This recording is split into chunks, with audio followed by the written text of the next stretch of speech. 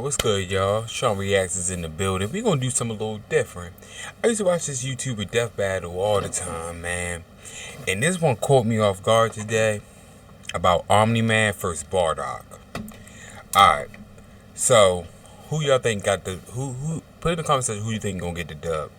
So, but let me ask y'all this. Which Bardock are we talking about? Are we talking about the Super Saiyan regular Bardock, or Bardock from that remade movie, that fan-made movie when he is Super Saiyan? Or we talking Dragon Ball Heroes Bardock that got Super Saiyan 4? Cause if we talking about the type of Bardock that got Super Saiyan 4, Omni-Man don't have no candle against him. Omni-Man's a beast though, but he would not hold no candle to no Bardock if it's that one. But if it's regular Dragon Ball Z, maybe. I'm thinking, I don't know. But let's get the video started, man. I'm enough rambling, man. Let's get it started. Omni-Man versus Bardock. The ostracized Viltrumite and the doomed Saiyan.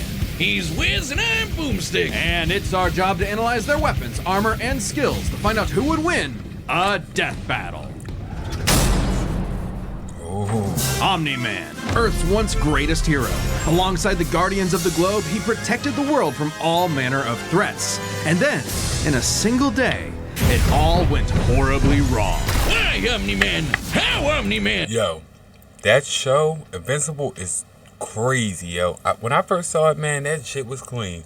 I was like, how you turned to a super villain? I thought he got mind control or some shit. Dude just went in that joint and that cape, it just beat the hell out of all of them. Wailed on them. And good show, y'all should watch it. Who indeed? Champion of Earth, best-selling author J.K. Simmons, yet it was all a charade, with his murderous rampage only brought to a halt thanks to his own son. It all starts with his home planet, Viltrum, which I hear is a totally lovely utopia. Through brutal mortal combat. With a K! Or, wait, no, that came later. Viltrumites are among the most powerful beings in the universe, even more so after they purge the weaker members of their species. As a vanguard of the Viltrumite Empire, Omni-Man infiltrated Earth as Nolan Grayson, expected to prepare the planet for Imperial assimilation. Which should have been easy, since he's got your classic strongman superpowers and he's basically invulnerable, easily knocking around asteroids the size of Texas. He can fly at unbelievable speeds, soaring from Earth to the planet Thraxa in under 1 week. Thraxa is, quote, a couple galaxies away, give or take, so a minimum of 2 galaxies. Beyond the Milky Way's neighbor Andromeda is the lesser-known Triangulum Galaxy, which is over 2.7 million light-years away. Reaching it in under 1 week means Omni-Man must have flown over 142 million times faster than light. Oh, and Viltrumites can't breathe in space, so he held his breath the whole way. And it's not like he was in a rush. He was on a soul-searching trip, contemplating the significance of smashing his own son's face in. Think, Nolan, think. Yeah, this is why I'm never having kids. You're missing out. But according to another Viltrumite, Thetis, a bunch of other Viltrumites who actually were in a hurry flew to Viltrum across the Virgo supercluster in less than 24 hours. That's over 20 billion times faster than light. They don't really need to rush anyway. The older a Viltrumite gets, the slower they age. According to the Invincible handbook, Nolan is over 2,000 years old.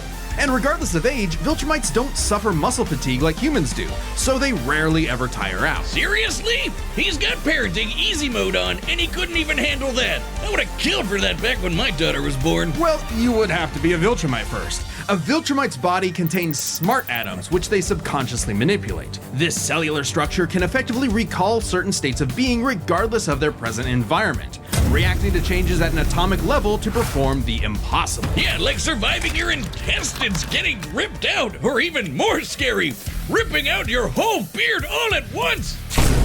Ugh.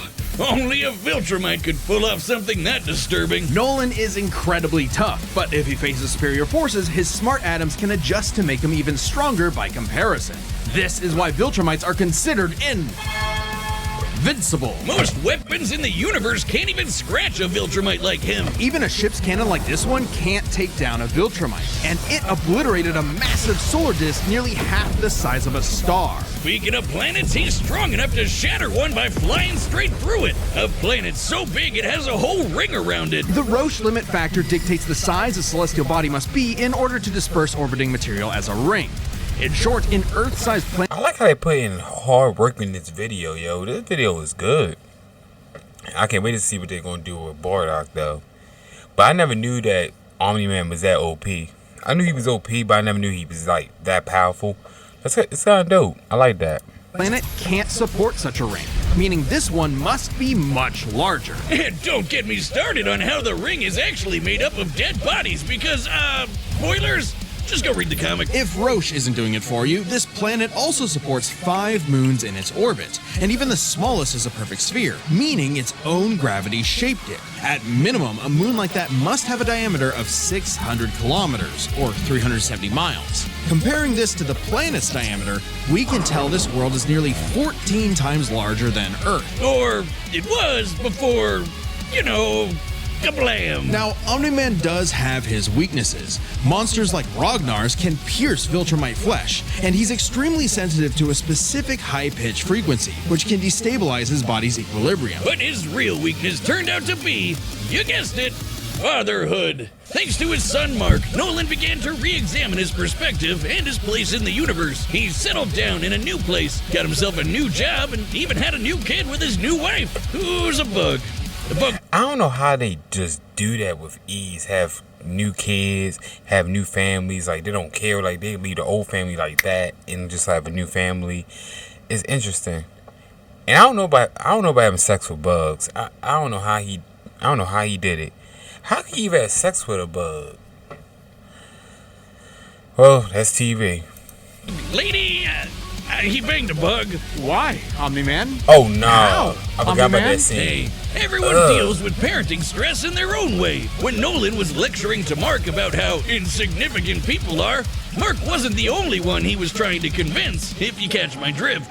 Nolan Grayson's real mission isn't planetary conquest or saving the innocent. It's to discover if a violent man who can break the world can also be a good father. Godspeed, Omni-Man. In the far reaches of the cosmos, Oh shoot, we talking about Bardock now. Oh god. laid a world with a people like no other, born and raised to do just one thing: fight.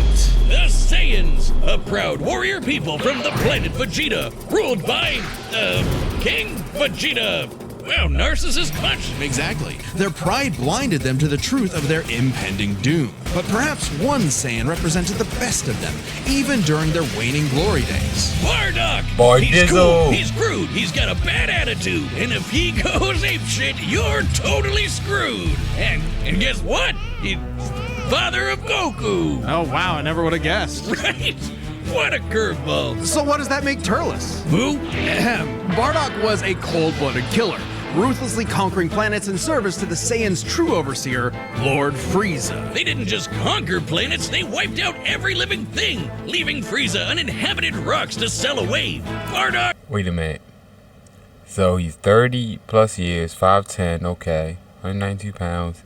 Like Giant Kakarot, his teammates, hates Frieza. I'm dead. Hate Frieza.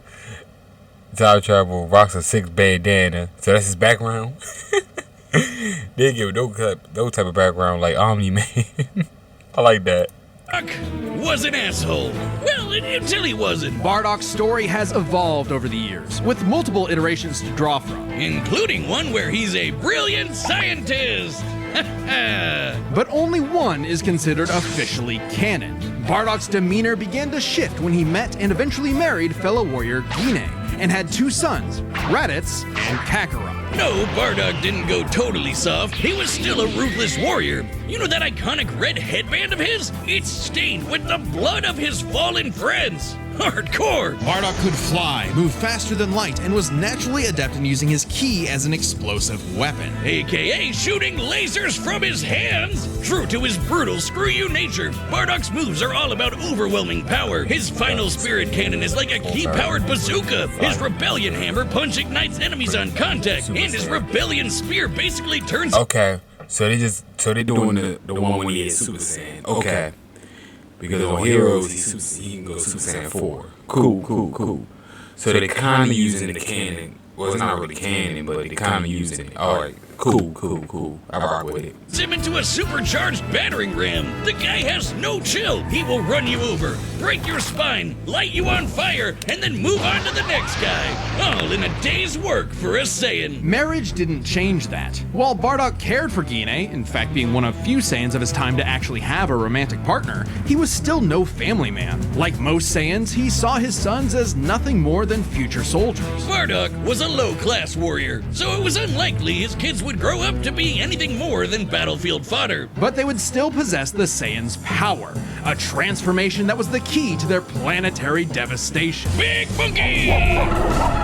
Under the light of a full moon, a Saiyan with a tail manifests the Uzaru. This great ape form increases Bardock's power tenfold, turning him into an unstoppable kaiju. Quick, someone call Yajirobe! While some Saiyans can maintain control over this berserker form, low-class warriors like Bardock don't receive the same level of training as those of higher birth. Prince Vegeta's control is so precise he can speak while changed, but Bardock cannot. Hell, it's questionable if he even remembers everything that happens when he goes full tilt gorilla. The Saiyan strategy is pretty much just monkey see, monkey smash. Despite being low-class, Bardock's power level nearly matched that of King Vegeta, who could destroy multiple planets at once. At about this time, King Vegeta's power level was around 10,000. Yeah, we know power levels are kinda janky. Nobody can agree on what the number really means. Outside of his fight with Gas, Bardock doesn't really show any high-end feats in canon, but we can use power levels to compare him to other characters with similar levels to better understand his potential. Like when his son fought Prince Vegeta. What's the scouter say about his power level? It's over 8,000! Yeah, the dub changed it to fit Vegeta's lip flaps, but we only cover the cold hard truth, damn it! According to this movie pamphlet, Goku's power level between his fight with Vegeta and his trip to Namek was 10,000. This lines up with that previous reading and puts him on par with Bardock. Goku's training during the trip eventually raised him to 90,000 upon arrival, but this gives us a clear window. Yeah, early in the trip he had to dodge a bunch of incoming asteroids and blast his ship away from a star, which is impressive considering the speed involved. The planet Namek is outside Earth's quadrant of the universe, and it took his ship 6 days to make the journey. Traveling a quarter of the universe's diameter would put the ship over 9.5 trillion times the speed of light. And Goku would have had to keep up with that kind of speed to do all that other stuff. Makes sense given far weaker characters could reach the moon in a fraction of a second. Should be trivial enough for Bardock. All this speed and power meant when Bardock and his team assaulted the planet Cereal, they went, cheerio! Bardock ravaged the planet, annihilating its people, until he found 2 survivors, a mother and her child. Some may call it weakness, others a moment of clarity, but Bardock was suddenly reminded of his wife and recently born son. He chose to spare the 2, and even pushed himself far past his limits to protect them from his own Frieza Force allies, who taunted that Frieza had dire plans for the Saiyans' future. This moment changed Bardock, making him more appreciative of his family and cautious of Frieza. When all the Saiyans were called back to Planet Vegeta for mysterious reasons, he had a hunch something was up. So before his final stand, smashing through hundreds of soldiers before coming face to face with the tyrant, he sent his youngest kid away for protection. A choice that allowed his son to thrive. And hey, that's what good parents do. A choice that would have a greater significance than Bardock could ever imagine. And then Dildo Dickhead blew them all up and he died. Dildo Dickhead. Or did he? Bardock got killed so freaking hard he got blasted back in time. Actually, he was pulled away by these 2 who miscalculated and misplaced him incorrectly in the time stream. Blah, blah, blah, non-canon, whatever. He survived. And when he realized what happened, he got so unbelievably pissed off, he went Super Saiyan. What? Alright, this is very much an alternate universe what-if scenario, and it is jarring. But think about it. The Super Saiyan form is not achieved through training alone. It requires dedication, introspection, victory, failure, love, and loss. Frieza destroyed the Saiyans because he feared the possibility of the Super Saiyan, a Saiyan with power that could rival his own. But perhaps Bardock's transformation was more than simply a what-if. He had begun to take the very steps his son later would to achieve the form. Perhaps if Frieza had hesitated, even for a moment, his fear would have manifested before him right then and there. Damn, pour one out for Bardock, who figured out how to be the truest Saiyan right at the end of it all. I know Kakarot would be proud. Bardock is so lit, yo. Bardock is so lit. I don't know. This is tough. Omni-Man versus Bardock. This is a tough battle. I like how they showing Bardock some love. But for me, in my personal opinion, I'm going with Bardock. I think Bardock gonna get the dub, but I could be wrong. I like Omni-Man too, but I feel Bardock gonna get the dub. Hey, shout out to everyone who believed in us during our recent crowdfunding. And joining you in that support is the first ever sponsor for an independent death metal episode, Manscaped. Grooming up soon. Get that itchy y'all scraggle Manscaped, two blades y'all. lick. It's elegant. The special Plus shipping. for the It's time for a death battle! Oh shoot! Alright, who do I got? Always want to react to something like this. So when I do reactions, I'm planning on doing a reaction I want to do and a reaction you guys want to see. So I'm gonna try to do that. I'm gonna try to do 2 or 3 a week. But if I do 3, you guys won't get the 2. Of course, you guys won't get 2. You guys are over, so you guys will get more than what I will get. I will just get 1. You guys will get 2. Because I like reacting to some of the videos you guys suggested me to. So I hope you guys enjoy this, and I hope you guys will like it. If y'all want to see more, y'all definitely gonna let me know. Send me some more videos. Shoot, send me sports. I react to sports and everything. I don't know much about it like I used to, but I will definitely react to sports for y'all and all that stuff. Sports, fights, I don't care. Boxing, knockouts, I react to anything. And I'm gonna start putting a poll up of what game y'all want to see. If I'm doing my playthroughs, I'm gonna pick one game for me, and the next game I'm gonna put a poll. It'll be like probably 2 to 4 games, and y'all pick it, and based on y'all vote, I will play that game.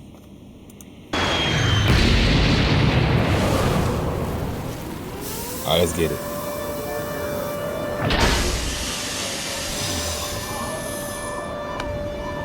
Great.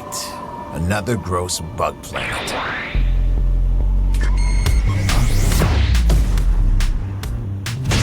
This planet isn't anyone's to conquer. Don't underestimate me! Dude, they put a lot of work into this. I like this. I never knew they did this. That's kind of clean. Just like my son, sticking his nose in places he's not ready for. My sons would kick his ass!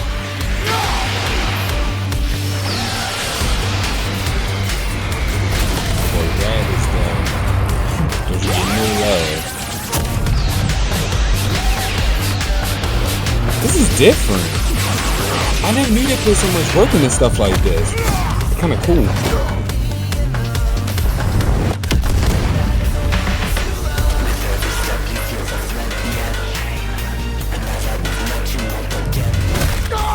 Whatever you are, you're an embarrassment.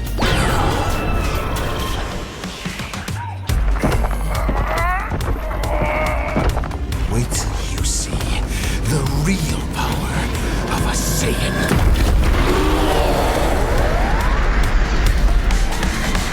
Bardizzo. Am I supposed to be impressed?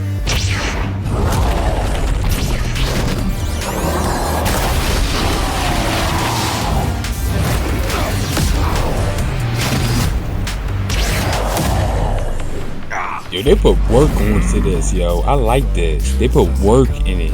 They are a true talent for that.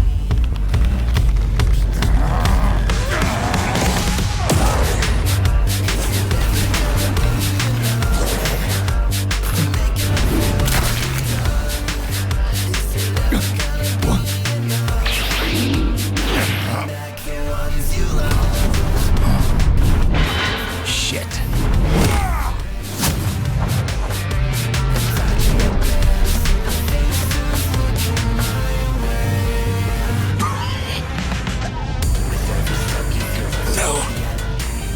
My sons need me. I won't let you take me from my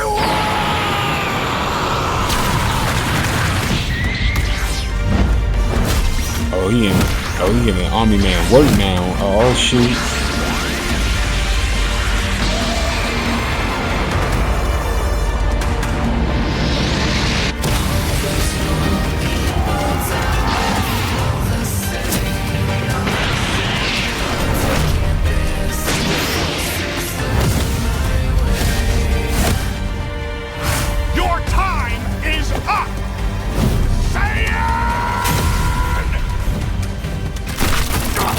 Ooh.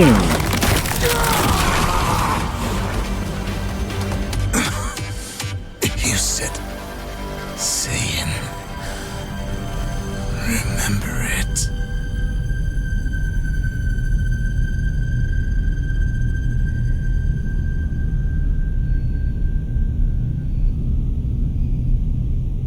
I must was wrong. Damn. Fuck. Oh, I was Okay, wrong. these Gokus have got to stop picking fights with guys in capes. Pitting Saiyan against Viltrumite is fascinating. Among the many similarities, 5 specific categories stand out. Starting with speed. Bardock is much faster, given his power level matched Goku dodging asteroids at 9.5 trillion times light speed, much higher than the Viltrumite's fastest speed. Add on the 50 times multiplier from Super Saiyan and it's a huge difference. Right, Bardock clearly has the speed advantage, but strength and durability are another story. Though it doesn't seem like it at first, Bardock scales to King Veggie, who wrecked 3 planets at once, and Omni-Man only smashed 1. But given how big that one planet was, the numbers are actually pretty similar. Until we factor in the Super Saiyan boost, right? Well, there's a catch. A major plot point in Invincible involves the coalition of planets admitting that their weapons cannot hurt Viltrumites. So, when their ship's cannon obliterated this gigantic solar disk, it highlighted just how tough the Viltrumites really are. This disk completely blocked the sunlight and heat between a planet and its star. And this is no ordinary planet. Its size and density are so high that its inhabitants are as strong as Viltrumites just due to living in its natural gravity. To fully block the light to such a planet and remain in consistent orbit, the disk would need to be positioned at its L1 point, the spot that creates an uninterrupted view between sun and satellite, and the disk itself must be about half the diameter of the star in question. This means the scaling of the disk puts it at 3 They put work in the septillion math, though. tons. That's 24 zeros! Which makes Omni-Man over 11,000 times stronger than base Bardock. Not even the Damn. Great Ape or Super Saiyan forms could make up that difference. So strength Ooh. goes to Nolan. Still, numbers aren't everything. As far as versatility in combat goes, neither had one distinct advantage that could win outright. Omni-Man survives in space for much longer, but Bardock barely squeaks out the edge here thanks to his ranged versatility with key attacks and, of course, Super Saiyan. Okay, let's address the Super Saiyan Bardock thing. It's perfectly fair to question whether or not the form should be in this comparison at all. However, even with the form included, Nolan still takes this, especially when it comes to our last 2 categories, experience and stamina. Yep, Omni-Man's been around a lot longer than Bardock, over 2,000 years, and even with Super Saiyan, Bardock's no master of the form. And without that mastery, the form drains the user's energies at an increased rate. Which brings us to what may be Omni-Man's most surprising advantage. Those weird smart atoms. Saiyans like Bardock can fight for days on end, but only for so long. Bardock possesses a limited pool of ki, which only depletes faster when using super forms like the Great Ape. In contrast, Omni-Man's biology prevents him from tiring in most cases, letting him travel across whole galaxies for weeks. I like that. How they just describing their ups and their pros and cons. I kind of like that. But that's pretty cool. I like this. This cool video. Non-stop, and his smart atoms adjust to counter whatever physical strain he's subjected to. Bardock's crazy speed and power made him a real challenge. But Nolan's strength, experience, and sheer endurance presented an unstoppable and unshakable force that would inevitably land the killing blow. When push came to shove, Omni-Man raised the bar. Duck. The winner is Omni-Man. Man, I want to thank you guys for supporting. I'm gonna, of course, put their link in the description. Dang, I can't talk. In the description, and you guys, I want you guys to show them some love and say Live Squad in their comment sections. I hope you guys send me more videos to watch. I hope you guys into stuff like this also. I really am. I also do playthroughs. Hope you guys go into that too. Hope you guys tune into that, because I want to do things to build better, like a community, or like what both of you guys are like, So that's more work for me, but all that matters to me is what you guys love, because you guys support me. So Omni-Man took the dub. Kind of sucks, but I thought that my boy Bardock would have took the dub, but it is what it is. I want to thank you guys for tuning on in. Please like, comment, subscribe. You guys are new. And we out.